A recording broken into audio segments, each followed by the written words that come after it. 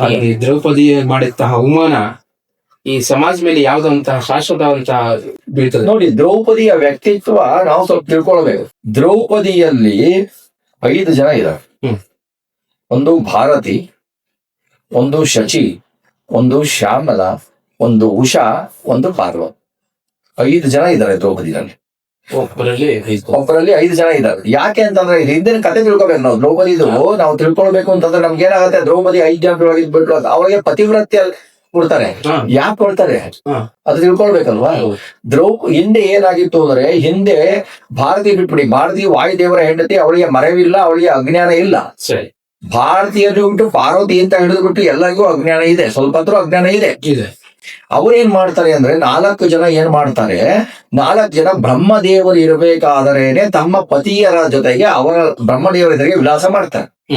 ಬ್ರಹ್ಮದೇವರಿಗೆ ಕೋಪ ಬಂದು ಶಾಪ ಕೊಡ್ತಾರೆ. ನೀವು ಮನುಷ್ಯ ಜನ್ಮದಲ್ಲಿ ಹುಟ್ಟಿ ಪುರುಷನ ಸ್ಪರ್ಶ ಆಗಲಿ ನಿಮಗೆ ಅಂತ ಶಾಪ ಕೊಟ್ಬಿಡ್ತಾರೆ. ಶಾಪ ಕೊಡ್ತಾರೆ. ಶಾಪ ಕೊಡೋದ್ರಲ್ಲಿ ಇವ್ರೇನ್ ಮಾಡ್ತಾರೆ, ಮತ್ತೆ ಒಂದು 3 ಸಾರಿ ಅವ್ರೇನ್ ಮಾಡ್ತಾರೆ, ಬ್ರಹ್ಮದೇವರನ್ನು ವಂಚಿಸಿದ್ರು. ಒಂದೇ ದೇಹದಲ್ಲಿ 4 ಜನ ಬಂದು ಅವರಿಗೆ ಮೋಸ ಮಾಡ್ತಾರೆ ಬ್ರಹ್ಮದೇವರಿಗೆ. ಆವಾಗ ಬ್ರಹ್ಮದೇವರು ಗುಪ್ತರಾಗಿ, ನೀವು 4 ಜನ್ಮದಲ್ಲೂ 3 ಜನ್ಮದಲ್ಲಿಯೂ ಏಕ ಶರೀರದಲ್ಲೇ ನೀವು ಬನ್ನಿ ಅಂತ ಶಾಪ ಕೊಡ್ತಾರೆ. ಆ ಶಾಪ ಮೂಲ ಇದು.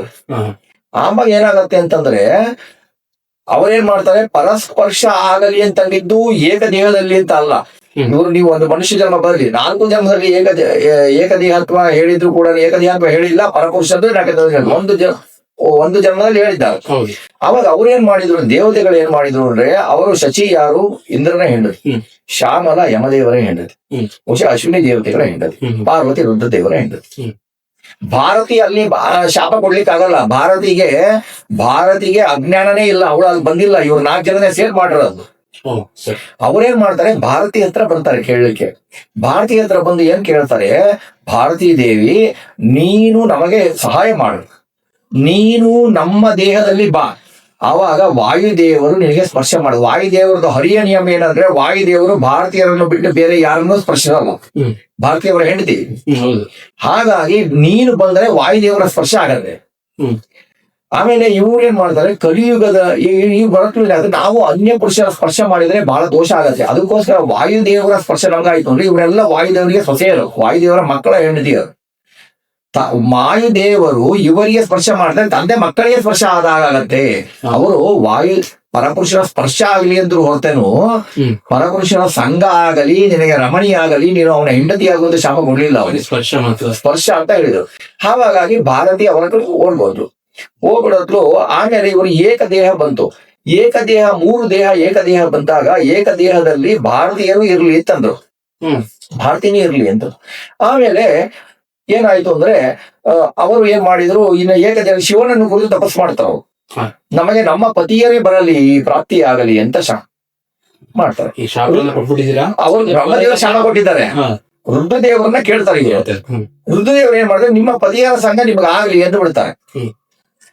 ಪತಿಯರ ಸಂಘ ಆಗಲಿ ಅಂತ ಹೊಂದಕೊಂಡಾಗ ಬ್ರಹ್ಮದೇವರಿಗೆ ಸಿಟ್ಟು ಬರುತ್ತೆ. ನಾನು ನಿನ್ನಕ್ಕಿಂತ ದೊಡ್ಡವನು, ನಾನು ಶಾಪ ಕೊಟ್ರೆ ನೀನು ವರ ಕೊಟ್ಟಿಲ್ಲ, ನಿನ್ನ ವರ ಸುಳ್ಳಾಗಲಿ, ನಿನ್ನವರ ಸುಳ್ಳಾಗ್ಲಿ, ನಿನಗೆ ಶಾಪ ಕೊಡ್ತೀನಿ ಅಂತ ರುದ್ರದೇವರಿಗೆ ಶಾಪ ಕೊಡ್ತಾರೆ. ಏನು ಕೊಡ್ತಾರೆ, ನಿನ್ನ ಹೆಂಡತಿಯ ಸಂಘ ಈ ದೇಹದಲ್ಲಿ ನಿನಗೆ ಆಗದೇ ಇರಲಿ ಅಂತ ನೋಡ್ತಾರೆ. ಈ ಮನುಷ್ಯ ದೇಹದಲ್ಲಿ ಆಗದೇ ಇರಲಿ ನಿನಗೆ. ಅವಳು ಭಾರತೀ ದೇವಿ ಆ ದೇಹದಿಂದ ಹೊರಟ ಮೇಲೆ ನಿನ್ನ ಲೋಕಕ್ಕೆ ಪಾರ್ವತಿ ಬಂದ ಮೇಲೆ ನಿನ್ನ ಸಂಘ ಆಗಲಿ, ಅಲ್ಲಿ ತನಕ ನಿನಗೆ ನಿನ್ನ ಹೆಂಡತಿಯ ಸಂಘ ಆಗೋದಿಲ್ಲ ಅಂತ ಶಾಪ ಕೊಡ್ಬಿಡ್ತಾರೆ. ಹಾಗಾಗಿ ದ್ರೌಪದಿ ದೇವಿ ಏನು ಆಚರಣೆಯ ಚಟುವಟಿಕೆಗಳನ್ನ ಮಾಡ್ತಾ ಇರ್ತಾಳೋ, ಭೋಜನ ಆಗ್ಲಿ, ಹರಿದಾನ ಆಗ್ಲಿ, ಆವಾಗ ಮಾತ್ರ ಪಾರ್ವತಿ ದೇವಿ ಇರ್ತಾಳಲ್ಲ. ಅವರು ಪತಿಗಳ ಕ್ರೀಡೆ ಆಡಿದ್ರೆ ಪಾರ್ವತಿ ದೇವಿ ಅಲ್ಲಿರೋದು. ಆಮೇಲೆ ಇವರು ಅರ್ಜುನ ಕ್ರೀಡೆ ಆಡಬೇಕಾದ್ರೆ ಬೇರೆಯವರು ಮೂರ್ಛೆ ಹೋಗಿರ್ತಾರೆ. ಯಾಕೆಂದ್ರೆ ಅವರಿಗೆ ಸಂಬಂಧ ಇರಲ್ಲ, ಅವರವರ ಪತಿಯರ ಅವರಿಗೆ ಸಿಕ್ಕಿರ್ತಾರೆ, ಪತಿಯರ ಅವರಿಗೆ ಸಿಕ್ಕಿರ್ತಾರೆ. ಹಾಗೇನೆ ಭಾರತೀ ದೇವಿ ಯಾವಾಗಲೂ ಅಲ್ಲಿರೋದಿಲ್ಲ. ಭಾರತೀ ದೇವಿ ಇದ್ದಾಗ ವಾಯುದೇವರ ಸ್ಪರ್ಶ ಆದಾಗ ಇವರಿಗೆ ಸ್ಪರ್ಶ ಅಕಸ್ಮಾತ್ ಆದರೂ ಕೂಡ ತಂದೆ ಮಗಳ ಸ್ಪರ್ಶ ಆಗತ್ತೆ. ಅದಕ್ಕೆ ಅವರ ಪ್ರತಿವ್ರತೆ ಅಲ್ಲ. ಈಗ ಭೀಮನ ರೂಪದಲ್ಲಿ ವಾಯುದೇವರು ವಾಯುದೇವರು ಭೀಮನ ರೂಪದಲ್ಲಿ ಇದ್ರು. ಭೀಮ ದ್ರೌಪದಿಗೆ ಸಂಘ ಮಾಡ್ತಾನಲ್ವಾ, ಆವಾಗ ಅವನ ಸ್ಪರ್ಶ ಆದ್ರೆ ಅಲ್ಲಿರುವ 4 ಉಳಿದ ಜನಕ್ಕೆ ಏನ್ ಸ್ಪರ್ಶ ಆಗು ಪತಿವ್ರತೆ ಹೆಂಗಾಗ್ತಾರೆ ಅಂತಂದ್ರೆ ತಂದೆ ಮಕ್ಕಳ ಸ್ಪರ್ಶ ಆದಂಗ ಆಗತ್ತೆ. ಸರಿ. ಇದು ದ್ರೌಪದಿ ದೇವಿಗೆ ನಾವು ಪತಿವ್ರತೆ ಅಂತ ಪಟ್ಟ ಕೊಟ್ಟಿದ್ದು ಇದು ನಮ್ಮ ಜನರಿಗೆ ತಿಳುವಳಿಕೆ ಯಾರು ಹೇಳ್ತಾ ಇಲ್ಲ. ಖಂಡಿತ ಈ ಒಂದು ಮೂಲ ಯಾರಿಗೂ ಗೊತ್ತಿಲ್ಲ. ಸುಮ್ನೆ ದ್ರೌಪದಿ 5 ಜನ ಮದುವೆ ಆಗ್ಬಿಟ್ಟು ಏನಾಯ್ತದು? ಹೌದು. ಅವ ದ್ರೌಪದಿಯ ಮಾತು ದ್ರೌಪದಿಯ ಮಾನಭಂಗ ಆಯ್ತು. ದ್ರೌಪದಿಯ ಮಾನಭಂಗ ಅಂದ್ರೆ ಏನು? ದ್ರೌಪದಿ ಅಂದ್ರೆ ನಮ್ಗೆ ಏನಂತಾರೆ, ಭಾರತಿ ಅಂತಾರೆ. ಮುಖ್ಯವಾಗಿ ಭಾರತೀ ದೇವಿ ಯಾರು ಅಂದ್ರೆ ವೇದಗಳಿಗೆ ಅಭಿಮಾನಿನಿ. ಲಕ್ಷ್ಮಿ ಮುಖ್ಯ ಅಭಿಮಾನಿ, ವಾಯುದೇವರ ಹೆಂಡತಿ ಭಾರತಿ ಅದಕ್ಕೆ ಅಭಿಮಾನಿ. ನಾವು ಆಧ್ಯಾತ್ಮಿಕದಲ್ಲಿ ತಗೊಂಡ್ರೆ ಮಾನಭಂಗ ಅಂತ ತಗೊಂಡ್ರೆ ನಾವು ದ್ರೌಪದಿಯ ಮಾನಭಂಗ ಅಂದ್ರೆ ದ್ರೌಪದಿ ಅಂದ್ರೆ ವೇದಗಳ ಮಾನಭಂಗ. ವೇದಗಳ ಮಾನಭಂಗ ಅಂದ್ರೆ ಏನು? ವೇದದಲ್ಲಿ ಏನು ಹೇಳಿದೆಯೋ ಅದಕ್ಕೆ ವಿರುದ್ಧವಾಗಿ ತಿಳಿದುಕೊಂಡು ಅದನ್ನು ಅಪಪ್ರಚಾರ ಮಾಡುವುದೇ ವೇದಗಳ ಮಾನಭಂಗ. ವೇದಗಳ ಮಾನಭಂಗ ಅಂದ್ರೂ ವೇದಾಭಿಮಾನಿ ಭಾರತೀಯ ಮಾನಭಂಗ ಅಂದ್ರೂ ಎರಡೂ ಒಂದೇ. ಇದು ಅಧ್ಯಾತ್ಮ. ವೇದದಲ್ಲಿ ಹೇಳಿದ್ದನ್ನು ತಿರುಚಿ ನಾವು ಹೇಳ್ಬಿಟ್ರೆ ಅವರು ಮೆಚ್ಚಲಿ ಇವರು ಮೆಚ್ಚಲಿ ಅಂತ ಯಾರು ಹೇಳ್ಬಾರ್ದು. ಸತ್ಯ ಇದ್ದಾಗಿರ್ಬೇಕು. ಅವರು ಮೆಚ್ಚಲಿ ಇವರು ಮೆಚ್ಚಲಿ ಅಂತ ಹೇಳಿ ಸತ್ಯನ ತಿರುಚಿ ಬಿಟ್ರೆ ಅದು ಭಾರತೀ ದೇವಿಯ ಮಾನಭಂಗ ಮಾಡಿದ ಪಾಪ ಬರುತ್ತೆ. ಇದು ಲೌಕಿಕವಾಗಿ ಒಂದು ಹೆಣ್ಣಿನ ಮಾನಭಂಗ ಪ್ರಯತ್ನ ಮಾಡ್ತಾ ಇದ್ದಾರೆ. ಅದು ಅವಳು ರಜಸ್ವಲೆ ಆದಾಗ ಅವಳನ್ನ ಕರ್ಕೊಂಡು ಬಂದುಬಿಟ್ಟು ಮುಂದಿನ ಸಭೆಯಲ್ಲಿ ಕರೆದುಕೊಂಡು ಬಂದುಬಿಟ್ಟು ಒಬ್ಬ ಯುವರಾಣಿಯ ಪಟ್ಟದವಳವಳು ಅವಳನ್ನ ಕರೆದುಕೊಂಡು ಬಂದುಬಿಟ್ಟು ಮಾನಭಂಗ ಮಾಡಬೇಕಾದರೆ ಮಾನಭಂಗ ಮಾಡಬಾರದು ಅಂತಿದೆ. ಗಿರಿ ಕುಲನ ನಾಶ ಆಗತ್ತೆ ಅಂತ. ಹೆಂಗಸರ ಮಾನಭಂಗ ಮಾಡಬಾರದು, ಸ್ತ್ರೀಯರ ಮಾನಭಂಗ ಮಾಡಬಾರದು. ಆ ಮಾನಭಂಗ ಮಾಡಬೇಕಾದರೆ ಏನಾಯ್ತು?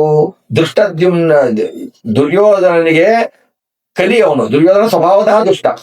ದುರ್ಯೋಧನ ದುಶ್ಯಾತನ ಅವರೆಲ್ಲ ಸ್ವಭಾವತಃ ದುಷ್ಟರು. ಅವರು ಮಾನಭಂಗ ಮಾಡಬೇಕು ಅಂತ ಕರ್ಕೊಂಡು ಬಂದಾಗ ಧೃತರಾಷ್ಟ್ರ ಪುತ್ರ ಮೋಹದಿಂದ ಅವನು ಕುರುಡನಾಗಿದ್ರು ಒಳಗಡೆಗೂ ಕುರುಡನಾಗ್ಬಿಡ್ತಾನ. ಅವನು ಹೊರಗಡೆಗಿಂತ ಕುರುಡ, ಒಳಗಡೆ ಜ್ಞಾನದಿಂದನೂ ಕುರುಡ ಆಗ್ತಾರೆ. ಕಾರಣ ಅವನು ವಸುಗಳಲ್ಲಿ ಒಬ್ಬನು. ಅವನು ಮೂಲತಃ ಅವನು ಒಳ್ಳೆಯವನೇ. ಅಂದ್ರೆ ಎಲ್ಲರಿಗೂ ಅಹಂಕಾರಗಳು ಆಮೇಲೆ ಅಜ್ಞಾನಗಳು ಇರ್ತವೆ.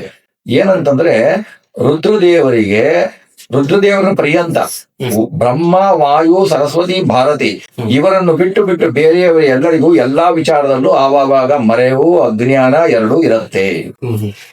ಆ ಅಜ್ಞಾನಗಳಿದ್ದಾಗ ಏನಾಯ್ತು ಅಂತಂದ್ರೆ ಅವರಿಗೆ ಧೃತರಾಷ್ಟ್ರನಿಗೆ ಪುತ್ರ ವ್ಯಾಮೋಹ ಬಂತು.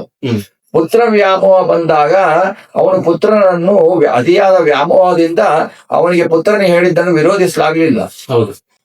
ಪುತ್ರ ದ್ರೌಪದಿಯ ಮಾನಭಂಗಕ್ಕೆ ಪ್ರಯತ್ನ ಪಟ್ಟಾಗ ಏನಾಯ್ತು ಅಂತಂದ್ರೆ ದ್ರೌಪದಿ ದೇವಿಗೆ ಮಾನಭಂಗ ಮಾಡ್ಲಿಕ್ಕೆ ಇವ್ರಿಗೆ ಯಾರಿಗೂ ಸಾಧ್ಯ ಇಲ್ಲ. ಭಾರತೀ ದೇವಿಗೆ ಮಾನಭಂಗ ಮಾಡ್ಲಿಕ್ಕೆ ಇವ್ರಿಗೆ ಯಾರಿಗೂ ಸಾಧ್ಯ ಇಲ್ಲ. ಅವಳು ಮುಟ್ಟ ಯೋಗ್ಯತೆನೂ ಇವ್ರಿಗೆ ಇಲ್ಲ. ಖಂಡಿತ. ಆದ್ರೆ ಅದನ್ನು ತೋರಿಸಿದ್ರು. ಯಾಕೆ ಅಂದ್ರೆ ಮುಂದೆ ಸ್ತ್ರೀಯರ ಮಾನಭಂಗ ಆದಾಗ ಸ್ತ್ರೀಯರಿಗೆ ಮಾನಭಂಗ ಆಗಬೇಕಾದ್ರೆ ಏನಾಗತ್ತೆ ಆದರೆ ಅನ್ನುವುದನ್ನು ತೋರಿಸಿದ್ರು. ಅವನು ತೋರಿಸ್ಬೇಕಾದ್ರೆ ಏನಾಯ್ತು? ಮಾನಭಂಗ ಮಾಡಿದವನು ದುಶ್ಯಾಸನ, ಯುವರಾಜ ದುರ್ಯೋಧನ, ಸಭಿಕರು ಯಾರು? ಭೀಷ್ಮಾಚಾರ್ಯರು, ದ್ರೋಣಾಚಾರ್ಯರು, ಕರ್ಣ ಮುಂತಾದವರು. ಭೀಷ್ಮಾಚಾರ್ಯರು ಕೂತ್ಕೊಂಡ್ರು, ನಾನು ಪ್ರತಿಜ್ಞೆ ಮಾಡಿದ್ದೇನೆ ಕೂತ್ಕೊಂಡ್ರು, ಅವ್ರೇನು ಮಾತಾಡ್ಲಿಲ್ಲ. ದ್ರೋಣಾಚಾರ್ಯರು ಗುರುಗಳ ಸ್ಥಾನದಲ್ಲಿ ಇದ್ದವರು, ಬುದ್ಧಿ ಹೇಳಿದವರು, ಅವರು ದುರ್ಯೋಧನನ ಅನ್ನ ಊಟ ಮಾಡಿದ್ರು, ಅವರು ಕೂತ್ಕೊಂಡ್ರು. ಕರ್ಣ ಸ್ವಭಾವತಃ ಸೂರ್ಯನ ಅವತಾರ ಆದ್ರೂ ಕೂಡ ಕರ್ಣನು ದುಷ್ಟರ ಜನರಲ್ಲಿ ಅನ್ನವನ್ನು ತಿಂದು ದುಷ್ಟರ ಸಹವಾಸ ಮಾಡಿದ್ದರಿಂದ ಅವನು ಅವಹೇಳನ ಮಾಡ್ದ. ಅವಹೇಳನ. ಹೀಗಾಗಿ ಅವರಿಗೆ ಯಾರೂ ಕ್ಷಮೆಗೆ ಅರ್ಹರಲ್ಲ ಅಂತ ಕೃಷ್ಣ ಅವನ ಸಂಧಾನದಲ್ಲಿ ಬಂದಾಗ ಹೇಳ್ತಾರೆ ನೀನು ಒಪ್ಪಲಿಲ್ಲ ಅಂದ್ರೆ ನಿನಗೆ ಸಮಾಜಕ್ಕೆ ಅನ್ಯಾಯ ನಡೀತಾ ಇರಬೇಕಾದ್ರೆ ಸಮಾಜದಲ್ಲಿ ಏನು ಅದಕ್ಕೆ ಅಂತಂದ್ರೆ ಸಮಾಜದಲ್ಲಿ ಏನೋ ಒಂದು ಸ್ತ್ರೀಯರ ಮಾನಭಂಗ ಆಗ್ತಾ ಇದೆ, ಅತ್ಯಾಚಾರ ಆಗ್ತಾ ಇದೆ ಅಂದ್ರೆ ನೀನು ಅಲ್ಲಿ ನಿಂತುಕೊಂಡು ನೋಡಿದರೆ ನೀನು ಭಾಗಿಯಾದಾಗೆ ಅತ್ಯಾಚಾರ ಮಾಡಿದ ಅಷ್ಟೇ ಪಾಪ ಬರುತ್ತೆ. ನೀನು ಅಲ್ಲಿ ವಿರೋಧಿಸಬೇಕು. ವಿರೋಧಿಸಿ ನಿನಗೆ ವಿರೋಧಿಸ್ತೀರಾ, ನಿನ್ನ ಕೈಯಲ್ಲಿ ಆಗಲ್ಲ, ಅವರು ಬಲಶಾಲಿಗಳು, ವಿರೋಧಿಸು, ಆವಾಗ ನಿನಗೆ ಆ ಪಾಪ ಬರಲ್ಲ. ಇದನ್ನ ವಿದುರನಲ್ಲಿ ತೋರಿಸ್ತಾನೆ, ವಿದುರನ ದೃಷ್ಟಾಂತ ತೋರಿಸ್ತಾನೆ. ವಿದುರನೇ ಏನ್ ಮಾಡ್ತಾನೆ? ಒಬ್ಬನೇ ವಿರೋಧ ಮಾಡ್ತಾನೆ ಅದನ್ನ, ನೀನು ಮಾಡಿದ ತಪ್ಪು ಅಂತ. ಅವನು ಮಾಡಿದ ತಪ್ಪು ಅಂತ ದ್ರೌಪದಿಯ ಅವಮಾನ ಏನ್ ತಪ್ಪಲ್ಲ, ಮಾನಭಂಗ ತಪ್ಪಲ್ಲ, ಆದ್ರೆ ಅವನು ವಿರೋಧ ಮಾಡಿದ್ನಲ್ಲ, ಅದಕ್ಕೋಸ್ಕರನೇ ಕೃಷ್ಣ ಪರಮಾತ್ಮ ಅವನ ಮನೆಗೆ ಹೋಗಿ ಹಾಲು ತೆಗೆದುಕೊಂಡ. ವಿರೋಧ ಮಾಡ್ದ ಅವನು ಯಾಕೆ ವಿರೋಧ ಮಾಡ್ದ? ಅವನು ಏನ್ ಮಾಡ್ತಾ ಇದ್ದ? ದುರ್ಯೋಧನನ ಅನ್ನ ತಿಂದ ಅಂದ್ರೆ ಅವನು ತಾನು ಏನು ಕೆಲಸ ಮಾಡ್ತಾ ಇದ್ನಲ್ಲೋ ಅಷ್ಟ ಅಷ್ಟಕ್ಕೆ ಮಾತ್ರ ದುಡ್ಡು ತೆಗೆದುಕೊಂಡು ಬಿಟ್ಟು ಅದನ್ನು ತಾನು ಗಳಿಸಿದ ದುಡ್ಡಿನಿಂದ ಆಹಾರ ತಿಂತಾ ಇದ್ದ. ಅವನಿಗೆ ದುರ್ಯೋಧನ ಋಣ ಬರಲಿಲ್ಲ. ಭೀಷ್ಮಾಚಾರಿ ದ್ರೋಣಾಚಾರ್ಯಗೆಲ್ಲ ಋಣ ಬಂತು. ಯಾಕೆಂದ್ರೆ ಅವ್ರು ರಾಜಭೋಗವನ್ನ ನೋಡಿದ್ರು. ಹೌದು. ಆದರೆ ವಿದುರ ತಾನು ಏನು ಕೆಲಸ ಮಾಡಿದ್ನೋ ಆ ಕೆಲಸಕ್ಕಷ್ಟೇ ಅವನು ದುಡ್ಡು ತಗೊಂಡು ಅಷ್ಟನ್ನ ಮಾತ್ರ ತನ್ನ ಜೀವನದಲ್ಲಿ ತೆಗೆದುಕೊಂಡ ಹೊರತು ಅವನ ರಾಜಭೋಗವನ್ನಾಗ್ಲಿ ದುರ್ಯೋಧನ ಪ್ರೀತಿಗಾಗಲಿ ಏನನ್ನೂ ಮಾಡ್ಲಿಲ್ಲ. ಅದಕ್ಕೋಸ್ಕರನೇ ಭಗವಂತ ಏನ್ ಮಾಡ್ದ, ನೀನು ದುಷ್ಟರ ಸಹವಾಸ ಮಾಡಿಲ್ಲ, ನೀನು ಮಾನಭಂಗಕ್ಕೆ ಒಪ್ಪಿಗೆ ಸೂಚಿಸಿಲ್ಲ ಅಂತ ವಿದುರನ ಮನೆಗೆ ಭಗವಂತ ಹೋದ. ಇದು ದ್ರೌಪದಿಯ ಮಾನಭಂಗದ ಕಥೆ ತಿಳ್ಕೊಳ್ಬೇಕು ಅಂದಾಗ ದ್ರೌಪದಿಯ ವ್ಯಕ್ತಿತ್ವ ತಿಳ್ಕೊಳ್ಬೇಕು. ಅದನ್ನು ಮುಂಚಿನ ಕತೆ, ದ್ರೌಪದಿಯ ಕತೆ ತಿಳ್ಕೊಳ್ಳಿಲ್ಲ ಅಂದ್ರೆ ಇದು ಯಾವ್ದು ಅರ್ಥ ಆಗಲ್ಲ. ದ್ರೌಪದಿಯನ್ನ ಪತಿವ್ರತೆ ಅಂತ ಹೇಗೆ ಹೇಳ್ತಾರೆ, ಯಾವ ಸ್ಥಿತಿಯಿಂದ ಹೇಳ್ತಾರೆ. ರುದ್ರದೇವರಿಗೆ ಮತ್ತೆ ಒಂದು ಶಾಪ ಬರುತ್ತೆ, ನೀನು ಮನುಷ್ಯ ಜನ್ಮದಲ್ಲಿ ಹುಟ್ಟು. ಬ್ರಹ್ಮ ಶಾಪ ಕೊಡ್ತಾನೆ, ಒಂದೇ ಒಂದಂದ್ರೆ ನಿನಗೆ ಪತ್ನಿಯ ಸಂಘ ಆಗಬಾರ್ದು ಅಂತ ಅಷ್ಟೇ ಪಾಪ ಅಲ್ಲ ಅವನಿಗೆ. ನೀನು ಮನುಷ್ಯ ಜನ್ಮದಲ್ಲಿ ಹುಟ್ಟು. ರುದ್ರನ ಅಶ್ವತ್ಥಾಮಾಚಾರ ಹುಡ್ತಾರೆ ರುದ್ರದೇವರು. ನಿನಗೆ ಮನುಷ್ಯನಾದ ಅರ್ಜುನ ಹುಡ್ತಾರೆ, ಇಂದ್ರನಿಂದ ಸೋಲಾಗ್ಲಿ ಅಂತಾರೆ, ಶಾಪ ಕೊಡ್ತಾರೆ. ಇಂದ್ರ ಅರ್ಜುನ ಬ್ರಹ್ಮದೇವರು ಹೇಳ್ತಾರೆ, ನೀನು ಏನು ಸುಳ್ಳು ಹೇಳಿದೆ ನನ್ ಮುಂದೆ, ಅದಕ್ಕೋಸ್ಕರ ನಿನಗೆ ಶಾಪ ಏನಂತಂದ್ರೆ ನೀನು ಮನುಷ್ಯನಾಗಿ ಹುಟ್ಟಿ ಅರ್ಜುನನಿಂದ ನೀನು ಪರಾಭವಗೊಳ್ಳು. ಅರ್ಜುನನಲ್ಲಿ ಶೇಷಾವತಾರನು ಇದೆ. ಹಾಗೆ ತಾರತಮ್ಯದಲ್ಲಿ ಬರ್ಬೇಕಾದ್ರೆ ಭೀಮಸೇನ, ಅರ್ಜುನ, ಅಶ್ವತ್ಥಾಮ ಅಂತಾರೆ. ಅರ್ಜುನ ಯಾಕೆ ಅಂತಾರೆ ಅಂದ್ರೆ ಶೇಷ ರುದ್ರ ಎಲ್ಲರೂ ಸಮ. ಹಾಗಾಗಿ ಅರ್ಜುನ ಮುಂಚೆ ಅಂತಾರೆ, ಅಶ್ವತ್ಥಾಮನಿಗಿಂತ ಬಹಳ ಕೆಳಗೆ ಅರ್ಜುನ. ಹಾಗಾಗಿ ಅವನು ಅಶ್ವತ್ಥಾಮಂದು ಬಂತು ಅಲ್ಲಿ. ಅಶ್ವತ್ಥಾಮನು ಯಾಕೆ ಸಂಬಂಧಿ ಸೂಚಿಸ್ತಾ ಅಂತಂದ್ರೆ, ಅಶ್ವತ್ಥಾಮ ದುರ್ಯೋಧನ ಮನೆಯಲ್ಲಿ ಹಾಲು ಊಟ ಮಾಡಿದ್ದ. ಅದು ದೊಡ್ಡ ಕಥೆ ಇದೆ. ಹಾಲು ಊಟ ಮಾಡಿದ್ದ. ದ್ರೋಣಾಚಾರ್ಯರ ಮಗ ಹಾಲೇ ಕುಡಿದಿರ್ಲಿಲ್ಲ ಅದುವರೆಗೂ ಮನೆಯಲ್ಲಿ. ಅವರು ಏನೋ ಅಕ್ಕಿ ಹಿಟ್ಟನ್ನು ಹಾಲು ಕೊಡ್ತಾ ಇದ್ರು. ಅದನ್ನು ದುರ್ಯೋಧನ ಇದು ಹಾಲಲ್ಲ ಅಂತ ಹೇಳ್ಬಿಟ್ಟು ಅವ್ರಿಗೆ ಹಾಲು ಕುಡಿಸ್ದ, ನಿಜವಾದ ಹಾಲು ಕುಡಿಸ್ದ. ದುರ್ಯೋಧನನ ಮನೆಯಲ್ಲಿ, ದುಷ್ಟರ ಮನೆಯಲ್ಲಿ ಹಾಲು ಕುಡಿಸಿದ್ದರಿಂದ ಅವನೇನ್ ಮಾಡ್ದ, ದುಷ್ಟನ ಸಹವಾಸದಿಂದ ಕೆಟ್ಟು ಹೋದ ಅಶ್ವತ್ಥಾಮ. ಅಂದ್ರೆ ನಾವು ತಿಳ್ಕೊಳ್ಬೇಕೇನಂದ್ರೆ, ಒಬ್ಬರ ಮನೆಯಲ್ಲಿ ಹೋಗಿ ನಾವು ಏನಾದ್ರೂ ಆಹಾರ ಸೇವಿಸಬೇಕು ಅಂತಂದ್ರೆ ಆ ಮನೆಯ ದೋಷ ಆಹಾರದಲ್ಲಿ ಇರುತ್ತೆ. ನಾವು ಹಾಲು ಕುಡಿತೀವಿ, ಹಾಲಿಗೆ ದೋಷ ಇಲ್ಲ ಅಂದ್ರೆ ಹಾಲಿಗೆ ದೋಷ ಇಲ್ಲ, ಹಾಲನ್ನು ಕುಡಿದವರಿಗೆ ದೋಷ. ಇದು ನಾವು ಸಾಮಾನ್ಯ ಹಾಲಿಗೆ ದೋಷ ಇಲ್ಲ, ಅದಕ್ಕೆ ದೋಷ ಇಲ್ಲ. ಹಾಲಿಗೆ ದೋಷ ಇರೋದೇ ಇಲ್ಲ, ಕುಡಿದವರಿಗೆ ದೋಷ ಅಷ್ಟೇನೆ. ಇದು ಸಿದ್ಧಾಂತ. ಅದು ಹಾಗೆ ತಿಳ್ಕೊಳ್ಬೇಕು. ದ್ರೌಪದಿಯ ಮಾನಭಂಗದ ಪ್ರಕ್ರಿಯೆನ ಕರ್ಣನೂ ದ್ರೌಪದಿಯ ಮಾನಭಂಗ ಸಹಕಾರ ಮಾಡಿದ್ರು. ವಿದುರನನ್ನು ಬಿಟ್ಟು ಅಲ್ಲೆಲ್ಲ ಎಲ್ಲಾ ಸಭಿಕರು ಯಾಕೆ ಮಹಾಭಾರತದಲ್ಲಿ ಅವರು ಯುದ್ಧಕ್ಕೆ ವಿರುದ್ಧವಾಗಿ ನಿಂತ ಕೃಷ್ಣ ಸಂಧಾನಕ್ಕೆ ಹೋದಾಗ ಹೇಳ್ತಾನೆ, ನೀವೆಲ್ಲ ಭೀಷ್ಮಾಚಾರ್ಯರು, ನೀವು ಮೌನವಾಗಿದ್ರಿ, ನೀವು ಪ್ರತಿಭಟಿಸ್ಲಿಲ್ಲ. ಅಲ್ಲಿ ನಿಮ್ದೊಂದೊಂದು ಕ್ವಶನ್ ಬರುತ್ತೆ, ಭೀಷ್ಮನ ಪ್ರತಿಜ್ಞೆ ಬರುತ್ತೆ ಕ್ವಶನ್. ಭೀಷ್ಮನ ಪ್ರತಿಜ್ಞೆ ಎಲ್ಲ ಇವತ್ತು ಲಿಂಕೆನೆ. ಭೀಷ್ಮನ ಪ್ರತಿಜ್ಞೆ ಏನಿರುತ್ತೆ, ತಾನು ಮದುವೆ ಆಗಲ್ಲ, ಅಪ್ಪನಿಗೋಸ್ಕರ ಮದುವೆ ಆಗಲ್ಲ, ರಾಜ್ಯ ಅದಕ್ಕೋಸ್ಕರ ಬಲವಾಗಿ ನಿಲ್ತೀನಿ ಅಂತಾನೆ. ಭೀಷ್ಮನ ಪ್ರತಿಜ್ಞೆ ತನ್ನ ಸ್ವಪ್ರತಿಜ್ಞೆ, ಸಮಾಜಕ್ಕಾಗಿ ಪ್ರತಿಜ್ಞೆ ಅಲ್ಲ, ಅದು ತನ್ನ ಸ್ವಪ್ರತಿಜ್ಞೆ. ಅದು ತನ್ನ ಪ್ರತಿಜ್ಞೆ ಏನಪ್ಪಾ, ತಂದೆಗೆ ಅನುಕೂಲ ಆಗಬೇಕು ಅಂತ ಹೇಳಿ ಮಾಡ್ದ. ರಾಜ್ಯವನ್ನು ಹಾಳು ಮಾಡಬಾರ್ದು, ರಾಜ್ಯನಕ್ಕೋಸ್ಕರ ಇರ್ತೀನಿ ಅಂತ ಹೇಳ್ದ. ಅದೇ ಆ ಪ್ರತಿಜ್ಞೆ ಕೃಷ್ಣ ಪರಮಾತ್ಮ ಹೇಳ್ತಾನೆ ಅವನಿಗೆ, ನೀನು ಪ್ರತಿಜ್ಞೆ ಮಾಡ್ದಿ ಕರೆಕ್ಟು, ರಾಜಧರ್ಮ ಇದೆ, ರಾಜಧರ್ಮ ಬೇರೆ, ಸ್ವಧರ್ಮ ಬೇರೆ, ಸಮಾಜ ಧರ್ಮ ಬೇರೆ. ಎಲ್ಲ ಧರ್ಮಗಳು ಬೇರೆ ಬೇರೆ, ಎಲ್ಲ ಧರ್ಮ ಒಂದೇ ಅಲ್ಲ. ಸಮಾಜದಲ್ಲಿ ಒಬ್ಬ ಸ್ತ್ರೀಗೆ ಅನ್ಯಾಯ ಆಗ್ತಾ ಇದೆ ಅಂತ ನೀನ್ ನೋಡ್ತಾ ಕುತ್ಕೊಂಡಾಗ ನಿನ್ನ ಸ್ವಪ್ರತಿಜ್ಞೆ ಶ್ರೇಷ್ಠ ಅಂತಂದೆಲ್ಲ, ಅದು ಪ್ರತಿಜ್ಞೆ ಶ್ರೇಷ್ಠ ಅಲ್ಲ. ನಿನ್ನ ಪ್ರತಿಜ್ಞೆ ಬಿಟ್ಟು ನೀನು ಬರ್ಬೇಕಾಗಿತ್ತು ಅಂತ ಹೇಳ್ತಾರೆ. ಆ ಸಮಯದಲ್ಲಿ ನೀನ್ ಸುಮ್ಮನಿದ್ದು, ನಿನ್ನ ಪ್ರತಿಜ್ಞೆಗೋಸ್ಕರ ಸುಮ್ಮನಿದ್ಯಾ. ನಿನ್ನ ಪ್ರತಿಜ್ಞೆ ಸ್ವಪ್ರತಿಷ್ಠೆ ಆಗಿದೆ ಹೊರತು ಅದು ಸಮಾಜಕ್ಕೆ ಹಿತಕಾರ ಆಗಲಿಲ್ಲ. ಸಮಾಜಕ್ಕೆ ಹಿತವಾಗಿರುವುದನ್ನು, ಯಾರಿಗೆ ಒಬ್ಬ ಹೆಂಗಸಿಗೆ ಅವಮಾನ ಆಗಿದ್ದು, ಮಾನಭಂಗ ಆಗಿದ್ದು, ಯಾರಿಗೇ ಆಗ್ಲಿ, ಒಬ್ಬ ಭಕ್ತಳಿಗೆ ಅವಮಾನ ಆಗಿದ್ದು, ಮಾನಭಂಗ ಆಗಿದ್ದು ಅಂತಂದ್ರೆ ಅದಕ್ಕೆ ನಿನ್ನ ಪ್ರತಿಜ್ಞೆ ಅಡ್ಡ ಬಂತು ಅಂದ್ರೆ ನಿನ್ನ ಪ್ರತಿಜ್ಞೆ ಅದು ಸ್ವಪ್ರತಿಷ್ಠೆ ಹೊರತು ಪ್ರತಿಜ್ಞೆ ಆಗಲ್ಲ ಅಂತಾರೆ ಕೃಷ್ಣ ಪರಮಾತ್ಮ. ಅದನ್ನು ನಿನ್ನ ನಿಮ್ ಪ್ರತಿಜ್ಞೆ ಇತ್ತು ಕರೆಕ್ಟ್, ಅದನ್ನು ಮುರಿದು ಬರ್ಬಹುದಾಗಿತ್ತು, ಪಾಪ ಬರ್ತಿರ್ಲಿಲ್ಲ. ಅದು ಎಲ್ಲ ಭಗವಂತನೇ ಇಚ್ಛೆ, ಭಗವಂತನೇ ಮಾಡಿಸೋದು ಅವ್ರವ್ರಿಗೆ ಅನುಗುಣವಾಗಿ.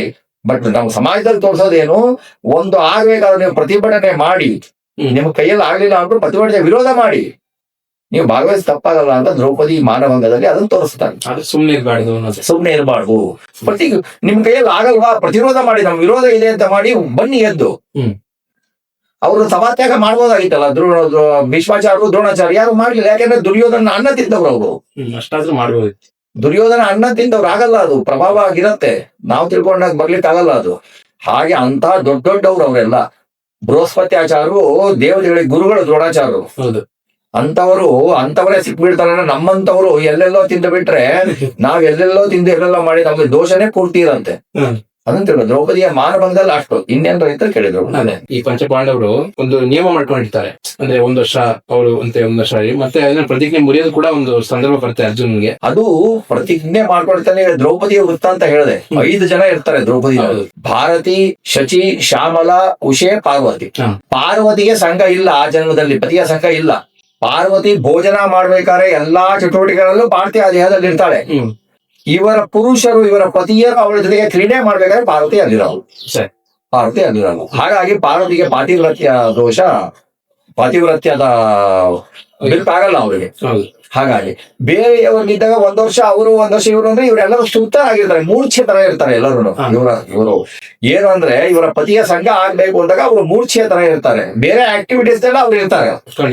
ಹಾಗಾಗಿ ಅವರ ಪತಿವ್ರತ್ಯಕ್ಕೆ ಭಂಗ ಬರಲ್ಲ ಯಾರಿಗೂ.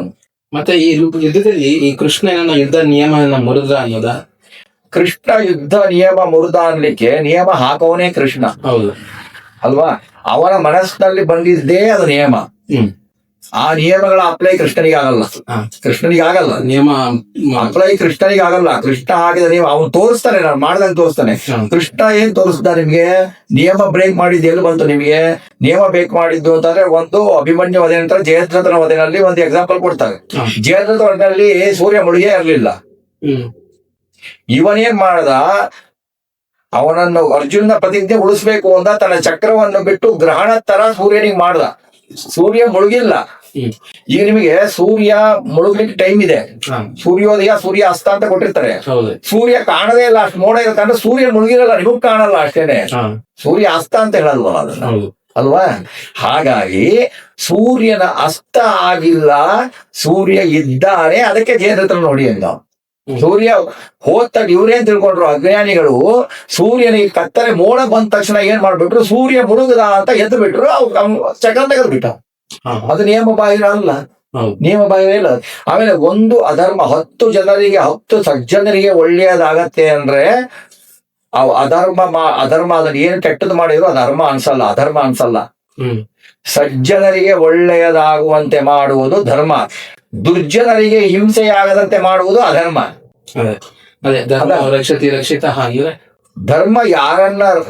ಧರ್ಮವನ್ನು ಯಾರು ರಕ್ಷಿಸ್ತಾರೋ ಅವ್ರನ್ನ ಭಗವಂತ ರಕ್ಷಿಸ್ತಾನೆ.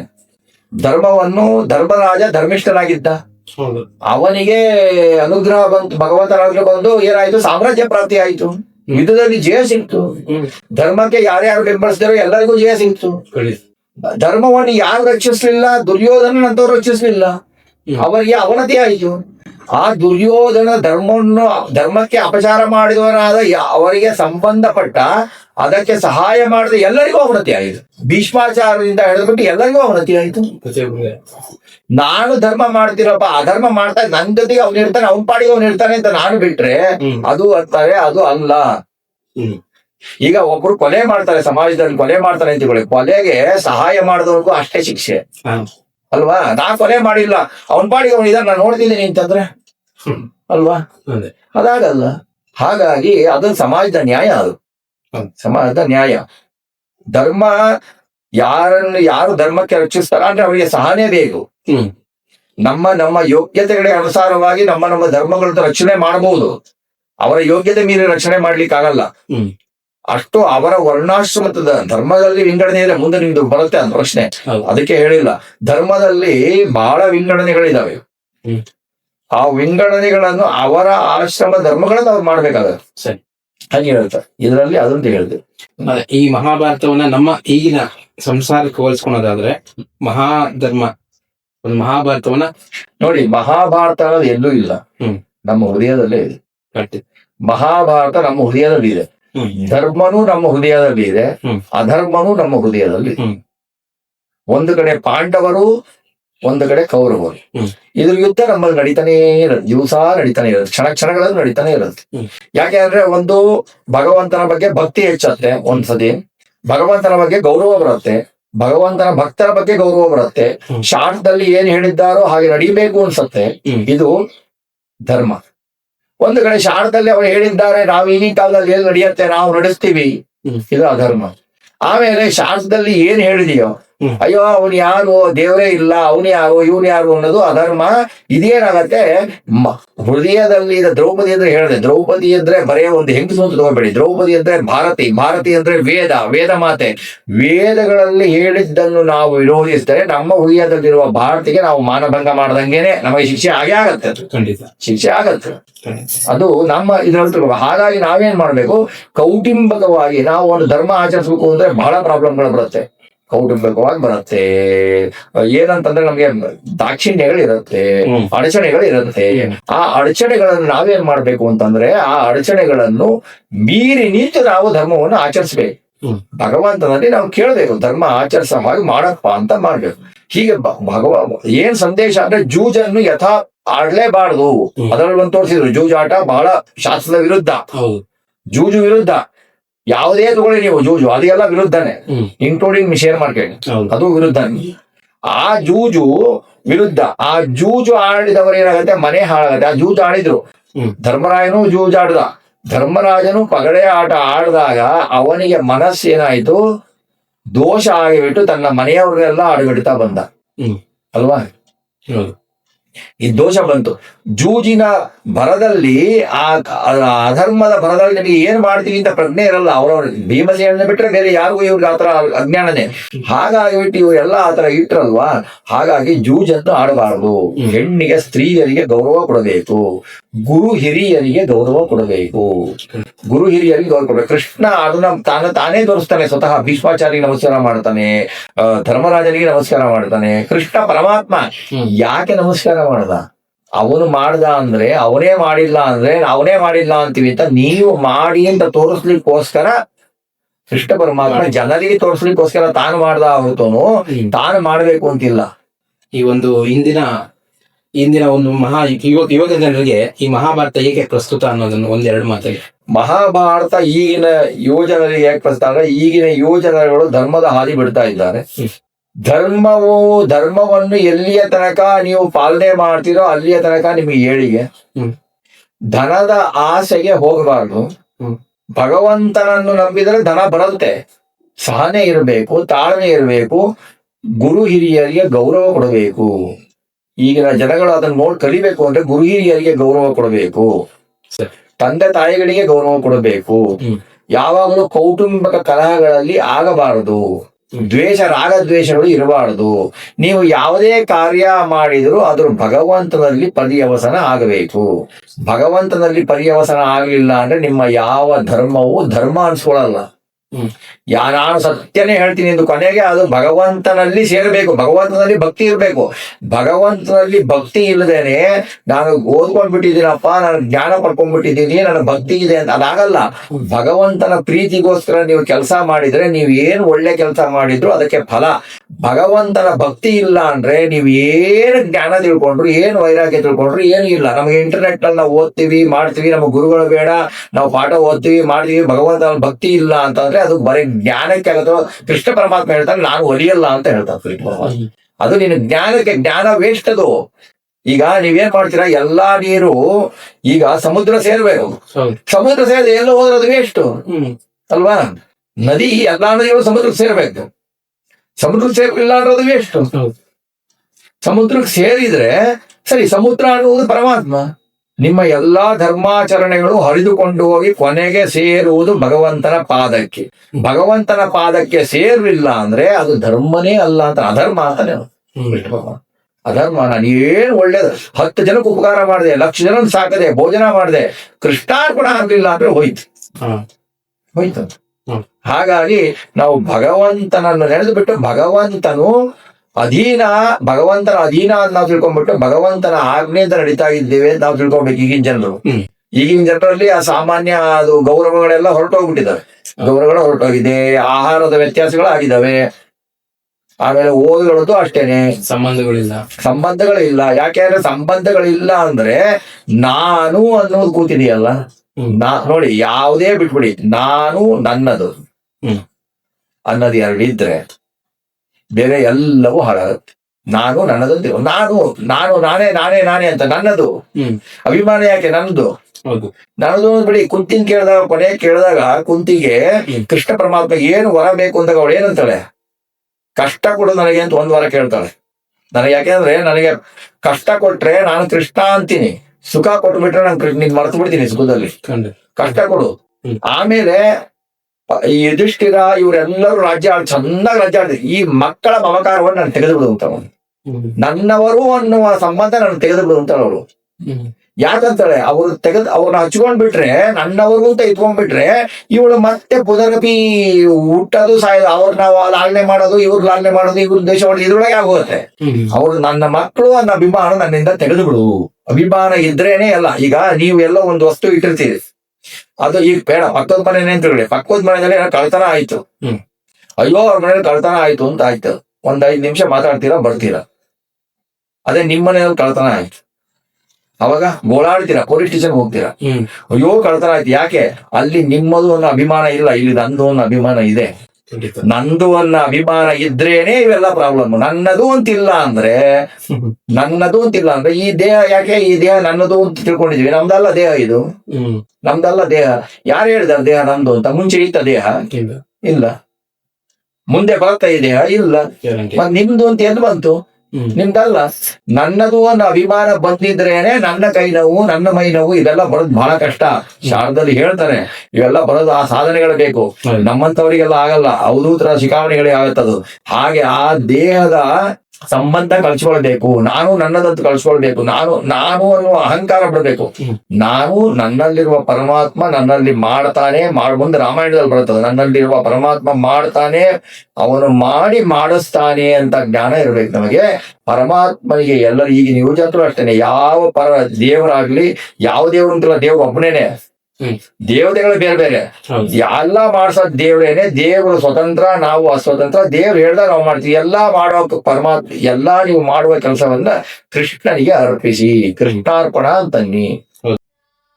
ಶ್ರೀ ರಾಘವೇಂದ್ರ ಸ್ವಾಮಿ ಮಠದ ದರ್ಶನ ಸಂಕಲ್ಪದಲ್ಲಿ ಶ್ರೀ ರಾಘವೇಂದ್ರ ಸ್ವಾಮಿಗಳ ದೈವಿಕ ಬೋಧನೆಗಳ ಮೂಲಕ ಈ ಆಧ್ಯಾತ್ಮಿಕ ಪ್ರಯಾಣದಲ್ಲಿ ನಮ್ಮೊಂದಿಗೆ ಸೇರಿದ್ದಕ್ಕಾಗಿ ಧನ್ಯವಾದಗಳು.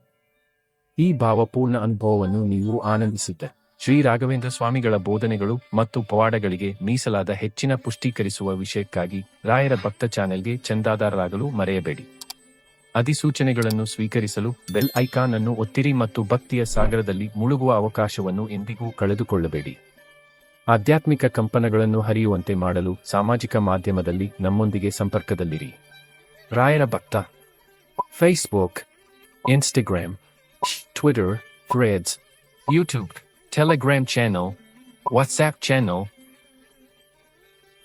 ನಮ್ಮ ಆಧ್ಯಾತ್ಮಿಕ ಕುಟುಂಬದ ಭಾಗವಾಗಿದ್ದಕ್ಕಾಗಿ ಧನ್ಯವಾದಗಳು. ಮುಂದಿನ ವಿಡಿಯೋದಲ್ಲಿ ಮತ್ತೆ ಭೇಟಿಯಾಗುವವರೆಗೂ ಶ್ರೀ ರಾಘವೇಂದ್ರ ಸ್ವಾಮಿಗಳ ಆಶೀರ್ವಾದ ಸದಾ ನಿಮ್ಮ ಮೇಲಿರಲಿ. ಓಂ ಶ್ರೀ ರಾಘವೇಂದ್ರಾಯ ನಮಃ.